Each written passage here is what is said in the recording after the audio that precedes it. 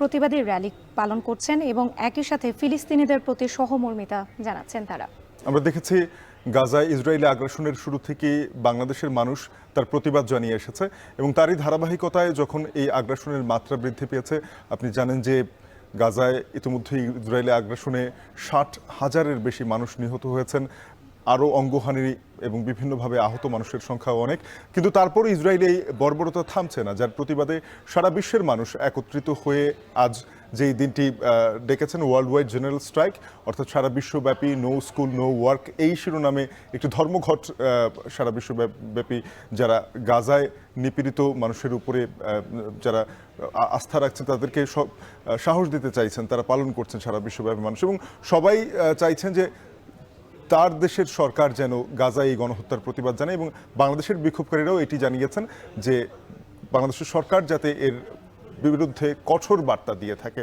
তো এ নিয়ে আমরা আরও খবর জানবো। সারা দেশেই বিক্ষোভ কর্মসূচিতে বিভিন্ন শিক্ষা প্রতিষ্ঠানের শিক্ষার্থীরা সহ সাধারণ মানুষ যুক্ত হয়েছেন। আমাদের সঙ্গে আমাদের সহকর্মীরা যুক্ত হয়ে সেই খবর জানাবেন। আমরা একটু আমাদের সহকর্মীদের কাছে চলে যাব। সারা দেশের বিভিন্ন প্রান্তে ফিলিস্তিনিদের প্রতি সহমর্মিতা জানিয়ে বিক্ষোভ করছেন শিক্ষার্থীরা এবং সর্বস্তরের সাধারণ মানুষ। এ নিয়ে জানাতে আমাদের সঙ্গে সহকর্মীরা যুক্ত হবেন। আমাদের সঙ্গে 6 সহকর্মী যুক্ত হচ্ছেন এই মুহূর্তে। মুজাহিদ শুভ রয়েছেন, যুক্ত হচ্ছেন সাজিদ আরাফাত, রাব্বি হোসেন, ওমর ফারুক, গোলজার আহমেদ এবং সৈয়দপুরের জিআরপি মোড়ে রয়েছেন সহকর্মী আমিরুল বাপ। এই অ্যাপের মাধ্যমে আপনি প্রতি সপ্তাহে আপনার ব্যাংক কার্ডে 13,000 টাকা পাবেন। দেখুন নিচের লিঙ্ক থেকে। আপনি শুরুতেই যাব মুজাহিদ শুভর কাছে। শুভ জানাবেন, আজ সকাল থেকেই আমরা দেখেছি বিভিন্ন শিক্ষা প্রতিষ্ঠান অভিমুখী শিক্ষার্থীদের যে যাত্রা সেটি আসলে শ্রেণীকক্ষে পাঠ লাভের জন্য নয়, বরং তারা প্রতিবাদ জানাতে গিয়েছেন। সাধারণ মানুষ যুক্ত হয়েছেন এই বিক্ষোভ এবং আন্দোলনে। জানাবেন বিক্ষোভকারীরা কি বলছেন।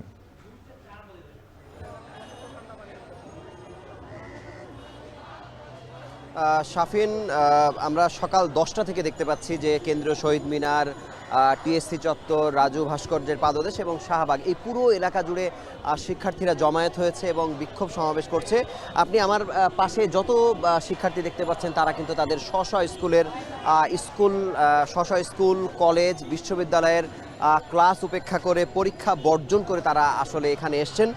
তাদের ভেতরে আসলে অনেক রক্তক্ষরণ, তারা অনেক কষ্ট পাচ্ছে ভেতরে ভেতরে। বেশ কিছুদিন ধরে, বছর ধরে তারা সোশ্যাল মিডিয়াতে তারা নানা ধরনের পোস্ট করছে। এই নীরবতা ভেঙে তারা এখন রাজপথে নেমেছে। তারা চায় যে কোনো মূল্যের বিনিময়ে যে শিশুদের প্রাণহানি, বৃদ্ধদের প্রাণহানি, নারীদের প্রাণহানি এগুলো যেন যে কোনো মূল্যে বন্ধ করা হয়। এক্ষেত্রে সুস্পষ্ট বার্তা তারা চান অন্তর্বর্তী সরকারের কাছ থেকে। তারা চান তারা যেন কড়া একটি বার্তা আমেরিকা এবং ইসরায়েলকে যেন তারা দিয়ে থাকে। এবং এখানে আমরা কিন্তু 11টা-12টার দিকে দেখেছি যে আশপাশের বিভিন্ন medical college, Dhaka medical college, popular medical college সহ নানা ধরনের মেডিকেল কলেজ থেকে এবং বাংলাদেশ মেডিকেল বিশ্ববিদ্যালয়ের শিক্ষক এবং চিকিৎসকরা তারা জড়ো হয়েছিলেন। তারা বলছিলেন যে আমাদের হয়তো কিছুই করার নেই, অন্তত আমরা যেন গাজা বা তার আশেপাশের মধ্যপ্রাচ্যের যে কোনো দেশ থেকে আমরা যেন অন্তত চিকিৎসা সেবা দেবার মাধ্যমে যেন তাদের পাশে দাঁড়াতে পারি, অথবা আমরা অন্য কোনোভাবে তাদেরকে যেন সাহায্য পাঠাতে পারি।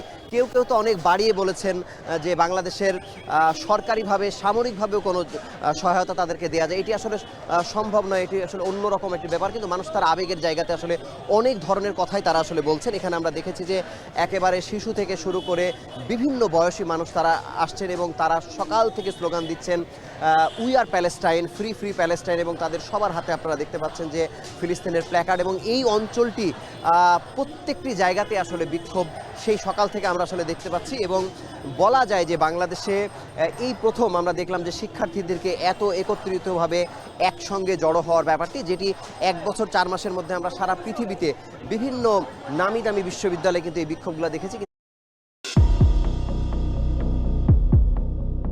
বিশ্ব রাজনীতির মঞ্চে অনেকেই আছেন যারা গলা ফাটিয়ে আধিপত্য